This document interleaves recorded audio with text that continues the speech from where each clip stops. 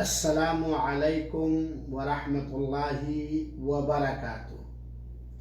بسم اللہ والحمد للہ والصلاة والسلام علی رسول اللہ صلوات اللہ وسلامہ علیہ وعلی آلہ وازواجہ واصحابہ اجمعین، اما بعد۔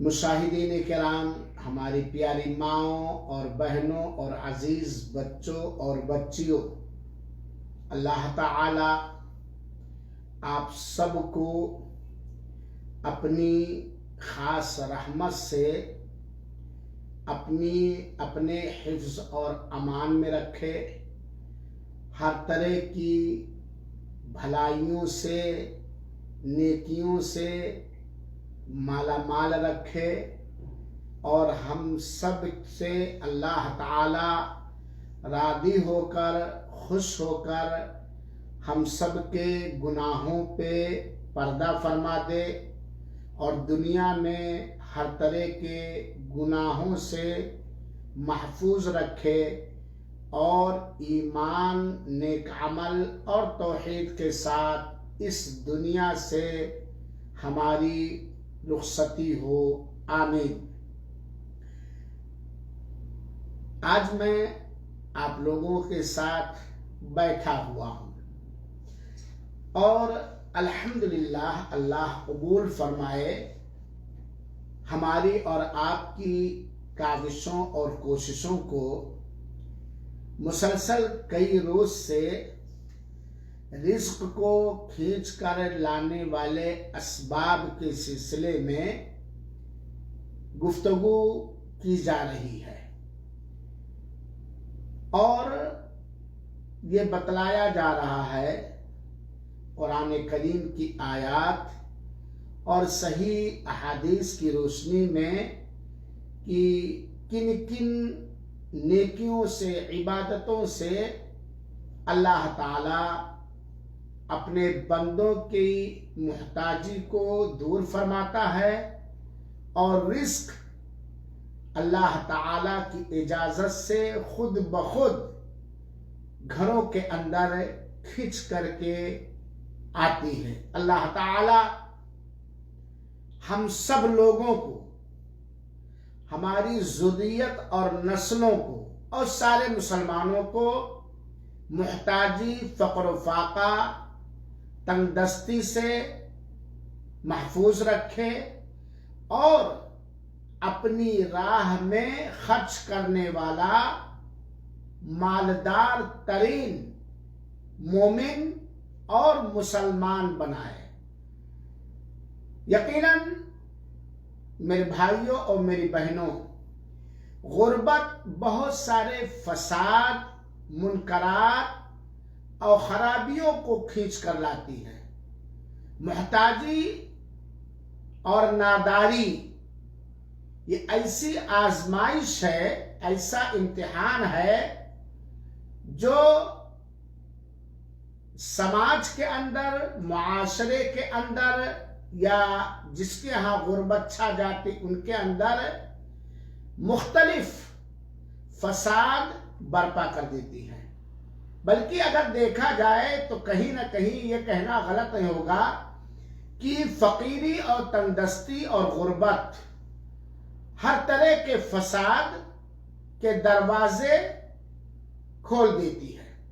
غربت زناکاری، بدکاری، چوریاں، ڈکیتیاں، لوٹ مار، ظلم و زیادتی، یہ غربت کی وجہ سے یہ ساری چیزیں پیدا ہوتی ہیں۔ آپ دیکھ لیجئے، جن ملکوں میں یا جن سماج میں غربت بہت زیادہ ہے، فقر و فاقہ، محتاجی بہت زیادہ ہے، وہاں بے حیائیاں بھی بہت عام ہیں، بدکاری کے اڈے بھی بہت ہیں، فحشکاریاں بھی بہت ہیں، لوٹ مار بھی بہت ہے، ظلم و زیادتی بھی بہت ہے، قتل و غارت گری بھی ہے، اچکے پیدا ہوتے ہیں، اور ایسے اچکے جو عزت و عصمت اور ناموس کو بھی لوٹ لیتے ہیں، ایمان کو بھی لوٹ لیتے ہیں، عقیدے کو بھی خراب کر دیتے ہیں، نیکیوں سے دور کر دیتے ہیں، تو اگر دیکھا جائے سنجیدگی کے ساتھ ہم اور آپ بیٹھ کر آپس میں اس پر ریسرچ کریں، ڈسکس کریں، تو یہ بات واضح طور پر کھل کر آئے گی کہ غربت اور محتاجی اور نادانی یہ بہت ساری خرابیوں کے دروازے اور دہانے کھول دیتے ہیں۔ اور اللہ کے رسول اکرم صلی اللہ علیہ وآلہ وسلم نے خود ہمیشہ غربت اور محتاجی، تنگ دستی اور فقیری سے پناہ مانگا ہے۔ چنانچہ ہم لوگوں کو بھی ہمیشہ اس سے پناہ مانگنا چاہیے، بچاؤ کے راستے تلاش کرنا چاہیے، اور ان اسباب سادھنوں کا انتظام کرنا چاہیے جو گارنٹڈ محتاجی کو دور کرنے والے سبب ہیں، جو مالداری کو عام کرنے والے ذرائع ہیں، جن کے ذریعہ سے گھروں کے اندر مالداریاں آتی ہیں، بے نیازیاں آتی ہیں، فقر فاقہ ختم ہوتا ہے۔ تو میرے خیال میں اگر میرا ذہن ساتھ دے رہا ہے تو اب تک میں نے مختلف میٹنگوں میں رزق کو کھینچ کر لانے والے اسباب میں سے لگ بھگ 7 سبب میں مختلف انداز سے بیان کر چکا ہوں۔ آج آپ کی خدمت میں 8واں سبب حاضر ہے۔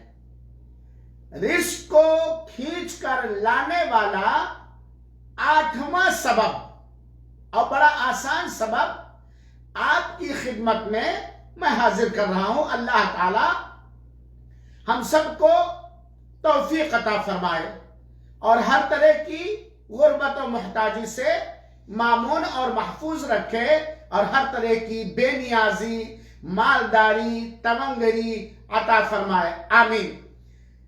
غربت کو دور کرنے اور گھروں کے اندر رزق کو کھینچ کر لانے والے اسباب میں سے 8واں سبب ہے، سنیے، اللہ تعالی کی عبادت کے لیے خالی ہونا، فارغ ہونا، اللہ تعالی کی بندگی کے لیے، اللہ تعالی کی پرستش کے لیے، اللہ تعالی کی عبادت کے لیے، اللہ سے قریب ہونے کے لیے، اللہ کی رحمتوں سے قریب ہونے کے لیے خالی ہونا، فارغ ہونا۔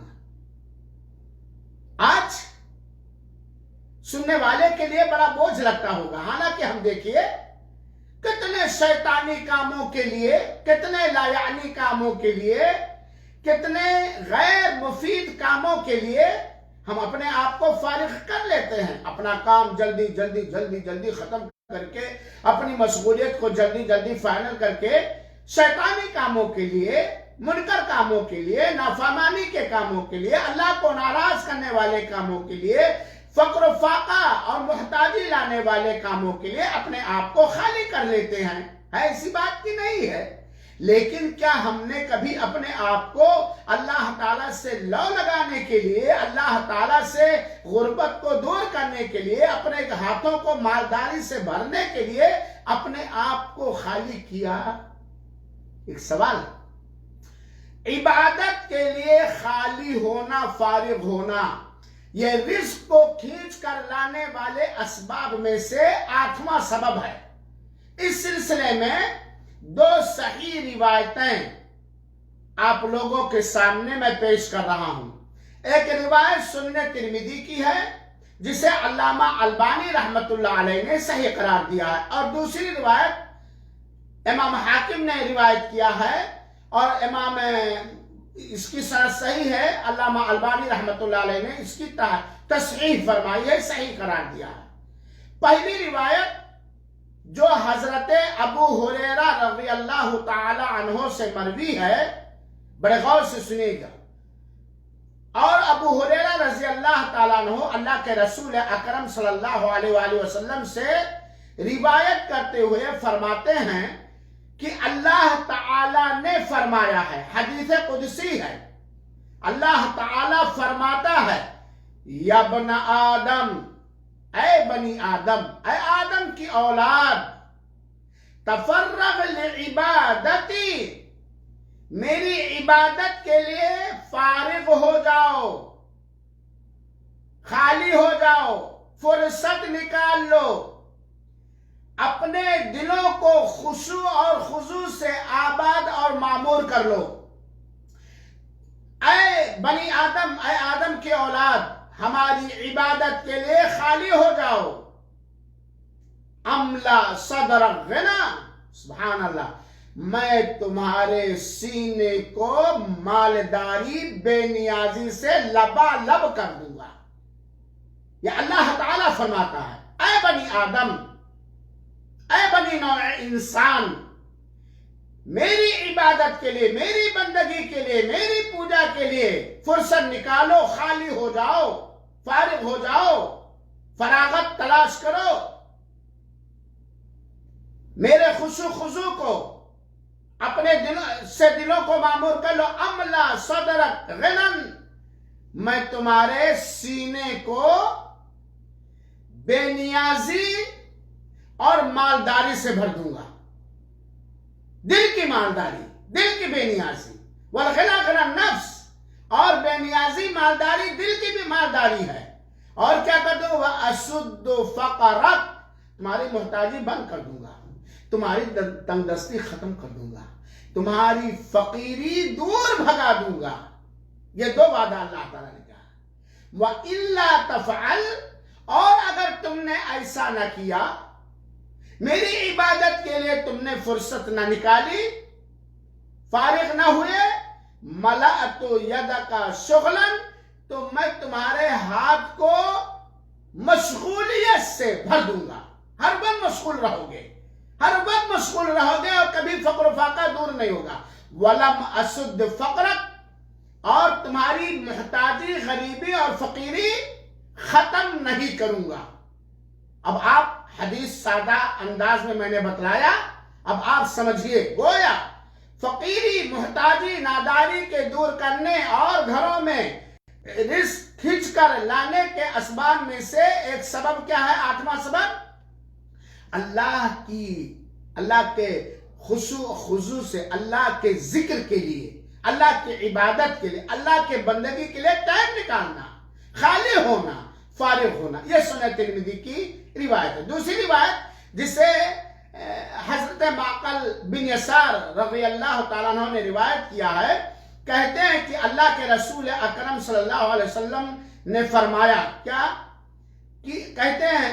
یقول ربکم تبارک و تعالی، تمہارا بابرکت بلند رب فرماتا ہے، یا ابن آدم، اے آدم کی اولاد، تفرغ لعبادتی، میری عبادت کے لیے فارغ ہو جاؤ۔ املا قلب غنن، میں تمہارے دل کو مالداری اور بے نیازی سے بھر دوں گا۔ وَأَمْلَا يَدَيْكَ رِزْقًا، اور تمہارے دونوں ہاتھ رزق سے لبالب کر دوں گا، تمہارے دونوں ہاتھ رزق سے، روزی سے بھر دوں گا۔ یا ابن آدم، اے آدم کے اولاد، لا تباعدنی، مجھ سے دور نہ بھاگ، مجھ سے دور نہ بھاگ، اگر تم مجھ سے دور بھاگے گا، فَأَمْلَا قَلْبَكْ فَقْرًا، میں تمہارے دلوں میں ناداری، تنگ دستی، فقیری، محتاجی بھر دوں گا۔ اگر تو ہم سے بھاگے گا، ہمارے ذکر سے، ہماری عبادت سے، ہماری بندگی سے بھاگے گا، تو میں تیرے دل میں محتاجی، تنگ دستی، غربت، فقر و فاقہ کوٹ کوٹ کر بھر دوں گا۔ وَأَمْلَا يَدَيْكَ شُغْلًا، اور میں تمہیں خوب مشغول کر دوں گا، ہر وقت تم 24 گھنٹہ تم مشغول رہو گے۔ سامعین کرام، خواتین ملت، بزرگان دین، ان دونوں حدیثوں پر غور کرنے کی ضرورت ہے، اور بہت سنجیدگی کے ساتھ غور کرنے کی ضرورت ہے۔ ان دونوں حدیثوں کے اندر اللہ تعالیٰ نے وعدہ فرمایا ہے، اور اللہ تعالیٰ کا وعدہ برحق اور سچا ہے، کہ جو شخص بھی اللہ اپنی عبادت میں 2 کام کرے گا، یعنی جو شخص بھی اللہ تعالیٰ کی عبادت کے لیے فارغ ہوگا، فرصت نکالے گا، میں فارغ ہونے کا مطلب ابھی بتاتا ہوں. تو اس کو 2 نعمت اللہ تعالیٰ نے دینے کا وعدہ فرمایا ہے جو بہت ہی عظیم ترین نعمتوں میں سے ہیں. پہلی نعمت کیا؟ اللہ تعالیٰ اس کے دل میں مالداری اور بے نیازی بھر دے گا. اور اصل مالداری دل کی مالداری ہے، اور اس کے دونوں ہاتھوں کو اللہ تعالیٰ رزق سے لبالب کر دے گا. یہ تو وعدہ کیا ہے ان دونوں حدیثوں کے اندر. اللہ کی عبادت کے لیے فارغ ہونے والے کے لیے 2 وعدہ. ایک تو دل بے نیازی مالداری سے اللہ تعالیٰ بھر دے گا، دوسرا اس کے ہاتھ کو بالکل لبالب اندازہ نہیں کر سکتے رزق سے بھر دے گا. حضرت عثمان غنی، ان کا نام غنی تھا، لقب غنی تھا، کتنے مالدار تھے. اور ایسے بہت ساری مثالیں ہیں. اور اللہ تعالیٰ نے دھمکی دی ہے، الٹیمیٹم دیا ہے، آگاہی دی ہے کہ جو اللہ تعالیٰ کی عبادت کے لیے فارغ نہیں ہوگا اسے 2 سزا ملے گی، اور یہ بڑی کڑی سزا ہے.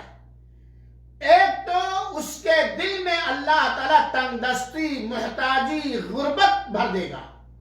دوسری سزا کیا؟ اللہ تعالیٰ اس کے دونوں ہاتھوں کو مشغولیت سے بھر دے گا، وہ ہر وقت مشغول ہو جائے گا. اور آپ یہ بات اچھی طرح سمجھتے ہوں گے اور سمجھتے ہیں کہ جس کے دل کو اللہ مالداری سے، دل کو، اصل مالداری دل کی مالداری، جس کے دل کو اللہ تعالی مالداری سے، تونگری سے، بے نیازی سے بھر دے، اس کے قریب قطعاً فقر و فاقہ، محتاجی، تنگ دستی نہیں آ سکتی ہے، ہو ہی نہیں سکتی کبھی بھی. جس کے دل میں اللہ تعالیٰ مالداری بھر دے، بے نیازی بھر دے، اس کے دل میں کبھی بھی کوئی شکل ہی نہیں، کوئی صورت نہیں کہ محتاجی اور غربت آئے. اور جس کے ہاتھ کو اللہ تعالیٰ رزق سے، غلہ جات سے، میوہ جات سے، روپیوں سے، پیسوں سے، ریالوں سے، ڈالروں سے، اسباب عیش سے بھر دے، اس کے قریب کبھی بھی محتاجی، تنگ دستی، پریشانی نہیں آ سکتی ہے. کبھی وہ مفلس نہیں ہو سکتا ہے، کبھی وہ نادار نہیں ہو سکتا ہے، کبھی وہ غریب نہیں ہو سکتا ہے. تو کیا رائے ہے؟ کیا آپ جاننا چاہتے ہیں کہ اللہ تعالی کی عبادت کے لیے خالی ہونے کا، فارغ ہونے کا معنی اور مفہوم کیا ہے؟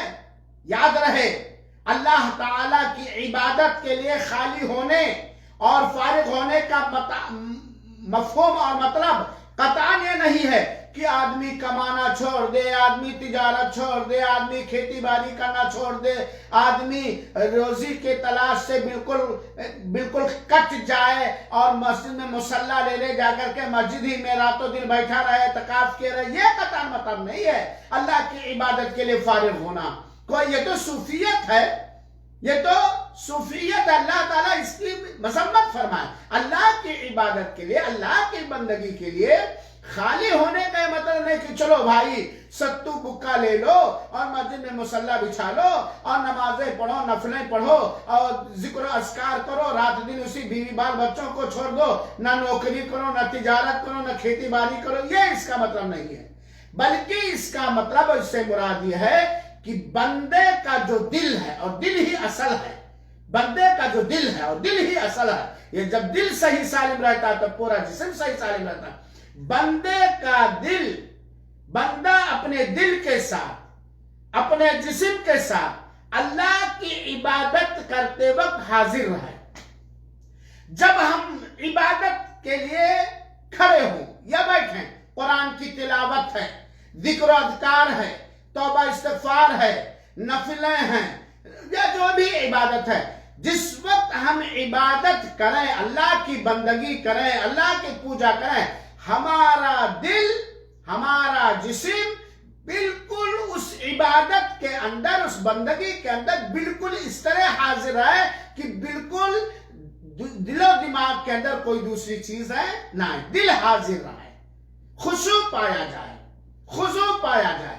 دل میں یہ ہو کہ بندہ اللہ کے سامنے رو رہا ہے، اللہ کو یاد کر رہا، اللہ کا ذکر و اذکار کرا اور اللہ کے کلام کی تلاوت کرا، نفلیں پڑھا، فرض پڑھا، نفل پڑھا، سنت پڑھا، دل حاضر ہو اور اعضاء اور جوارح سے بھی یہ پتا چلے کہ بالکل وہ اللہ کے سامنے جھکا ہوا ہے، بالکل وہ اللہ کے سامنے بچھا ہوا ہے، دل اور جسم اللہ تعالیٰ کے لیے بالکل بچھا ہوا ہو، بالکل جھکا ہوا ہو، اور دل اور جسم بالکل اس عبادت کے اندر لگا ہوا ہو، رب سے گویا وہ گڑگڑا رہا، لو لگائے ہوئے ہے۔ کھیتی کا شغل ہو یا تجارت کا کاروبار، کھیتی کا شغل ہو یا تجارت کا کاروبار، مولا سے لو لگی ہے تو خلوت سے کم نہیں۔ کسی بھی کام میں، ہر کام مومن کا ہر کام عبادت ہے۔ اللہ تعالیٰ نے رزق حلال تلاشنے کے اسباب کی نشاندہی فرمائی ہے اور اس میں برکت دینے کا وعدہ فرمایا ہے۔ دل اللہ کی عظمت سے، پیدا کرنے والے کی عظمت سے، اس کی محبت سے ہمارا دل بالکل لبالب بھرا ہو، ہم اللہ تعالیٰ سے دوستی سے، اللہ تعالیٰ کے ساتھ دوستی کرنے میں ہمارے دل کے اندر اللہ کی حد درجہ محبت ہو، اللہ کا احترام ہو، اللہ تعالیٰ سے امید ہو، اللہ تعالیٰ سے خوف ہو، عبادت کرتے وقت ہمیں اس بات کا اندیشہ محسوس کریں ہم رہے کہ کہیں ہمارا دل اور ہمارا دماغ بھٹک تو نہیں رہے، ہم عبادت کرتے ہوئے بھی اللہ تعالیٰ سے امید رکھیں، لو لگائے رکھیں، دل حاضر رکھیں، جسم بچھا ایک طرح سے بچھا ہوا ہو جس کو بچھانا کہا جاتا ہے، اور اللہ تعالیٰ سے ڈرتے بھی رہیں۔ ہم جب عبادت کے لیے تیار ہوں، عبادت میں لگیں، تو ہمیں یہ ہمارے اندر یہ شعور پیدا ہو، ہمیں یہ احساس رہے کہ ہم اپنے اللہ تعالیٰ جو ارض و سما کا، زمینوں کا اور آسمانوں کا مالک ہے، وہ باقاعدہ اس سے سرگوشی کر رہا ہے، ہمارے یوپی کے بھاشا میں پھسر پھسر کر رہا ہے۔ جب ہم نماز پڑھنے کے لیے کھڑے ہوں، جب ہم سبحان اللہ الحمدللہ الحمدللہ کر رہے ہوں، جب ہم درود شریف پڑھ رہے ہوں، جب ہم قرآن کی تلاوت کر رہے ہوں، تو ہمیں یہ شعور ہو، ہمیں یہ احساس ہو، سچا احساس کہ ہم زمین و آسمانوں کے مالک، جس کے ذریعے سے اللہ تعالی ہمیں رزق عطا فرماتا ہے، جس کے دروازوں اور دہانوں کو کھول کر اللہ تعالی ہمیں رزق دیتا ہے، جس کی زمین پر ہم رہ رہے ہیں، زمین و آسمان کا مالک اور خالق اللہ وحدہ لا شریک سے ہم سرگوشی کر رہے ہیں۔ جیسے ایک حدیث کے اندر یہ ہے کہ اخلاص یہ ہے کہ جب تم عبادت کے لیے کھڑے ہو تو یہ تصور رہے، یہ خیال ایسا لگے کہ تم اللہ تعالیٰ کو دیکھ رہے ہو، اللہ تعالیٰ سے بات کر رہے ہو، اللہ تعالیٰ سے رو رہے ہو، اللہ تعالیٰ سے مانگ رہے ہو، اللہ کی عظمت کا، اللہ کی کبریائی کا، اللہ سے محبت کا احساس اور شعور ہمارے دلوں میں رہے۔ یہ ہے اللہ تعالیٰ کی عبادت کے لیے خالی ہونے کا مطلب۔ تو میرے بھائیوں، ساتھیوں اور میری بہنوں، اگر ہم گھروں سے غربت کو، پریشانیوں کو، بلاؤں کو، بیماریوں کو، مصیبتوں کو، اپنی زندگی میں آنے والے ابتلاءات اور آزمائشوں کا سمادھان کرنا چاہتے ہیں، دور کرنا چاہتے ہیں، تو اللہ کے وعدے کے مطابق یہ دو کام کر لو، اپنے دلوں کو اللہ کی عبادت سے معمور کرنے کے ساتھ اللہ کی عبادت کے لیے خالی ہو، فارغ ہو، یعنی عبادت کے وقت ہمارا دل، ہمارا دماغ، ہمارا جسم حاضر رہے، اور ہم یہ تصور اور خیال کریں، ہم یہ احساس کریں، ہمیں یہ شعور ہو کہ ہم اللہ تعالیٰ سے چپکے چپکے بات کر رہے ہیں، سرگوشی کر رہے ہیں، مناجات کر رہے ہیں، لو لگائے ہوئے ہیں، اپنا تعلق جوڑ رہے ہیں، اپنے رشتے کو مضبوط کر رہے ہیں۔ اللہ کی عظمت، اللہ کی بڑپن، اللہ کی کبریائی، اللہ کی رحمت، اللہ کے عذاب، اللہ کی پکڑ، ان ساری چیزوں کا احساس اور شعور ہو۔ اللہ رب العالمین سے دعا ہے کہ رب العالمین ہم سب کو اپنی عبادت کے لیے خالی فرمائے، خالی ہونے کا، فارغ ہونے کا موقع دے، اور ہمہ وقت ہمارا دل اللہ کی عظمت سے اور معمور رہے۔ ہمارا جب بھی عبادت ہم کریں، زیادہ زیادہ عبادت کریں، اور جب بھی عبادت کریں ہمارا دل اور دماغ اور جسم اللہ تعالیٰ سے سرگوشی کر رہا ہو حاضر رہے. آمین. والسلام علیکم ورحمۃ اللہ وبرکاتہ وجزاکم اللہ